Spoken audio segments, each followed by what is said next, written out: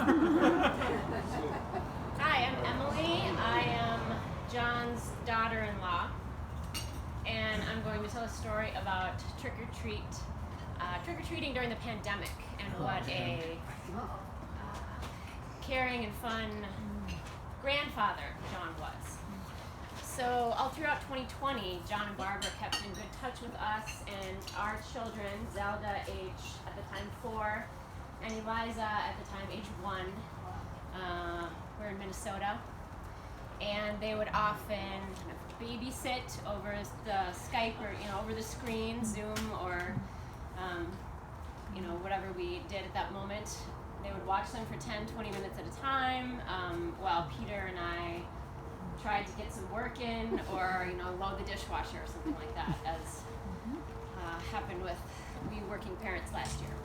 And it was great for Eliza, so she could see her grandparents, and it was really great for Zelda, who had has a very special bond with John and Barbara.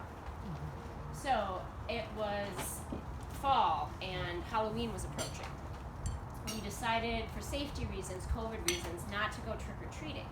So John, Barbara, Peter, and I were trying to dream up a fun activity for the girls to do. And we decided to do trick-or-treating over the screen. So they would have chocolate, we would have chocolate on our end, and somehow the chocolate would magically appear to the girls. And Barbara delegated the project to John, because he was the family grocery shopper, and he jumped in with vigor and bought Eliza's favorite chocolate and Zelda's favorite chocolate. Very excited about that. And we just discussed logistics, which one of them would send it, which one of us would receive it. Why did John buy huge chocolate bars when we had the little fun size one? So we had to figure out that. And essentially how to make it magic. So the day came, and Zelda donned her red owlet superhero bodysuit and mask and cape, and Eliza was wearing a brown fuzzy bear costume. And we opened up the laptop, and John and Barbara blipped onto the screen, and they were both wearing these silly yellow Pokemon masks, which Zelda loved and still does. And so there was John showing his big chocolates, shiny in their orange and brown packages, and Zelda and Eliza were entranced. And he explained, I've never done this before, so we'll see how it goes. It might not work. Just kind of an over-exaggerated warning from John. I had 3 overturned bowls on our end, and he had a mug with a cup.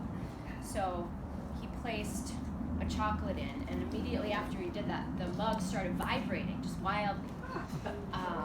And he was trying to hold on to it for a few seconds, and then all of a sudden it stopped. So he took the cap off and showed us, and it was empty. So he said, it's gone. It's gone. Just theatrically, there was nothing more he could do. So we waited a few moments, the girls just staring at the bowls. As the chocolate traveled through time and space, we were hoping.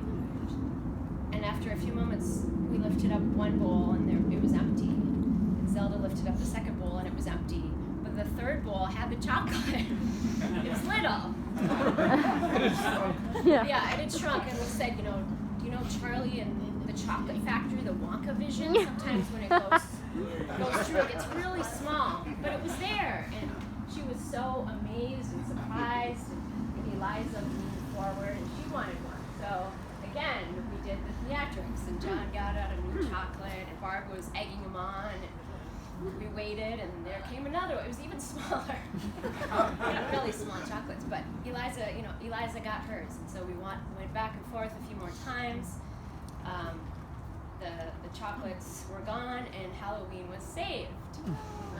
And a few weeks ago, I was talking with Zelda, and we were reminiscing. So now Zelda's 5, she just started kindergarten, and she said, do you remember the trick-or-treating? I want to do that again, like last year. And do you think Grandpa John taught Grandma B how to do it? And I said, I don't know. he did. And she said, yeah, I hope so. How do you think he did that? It was really magic. Yeah. Oh.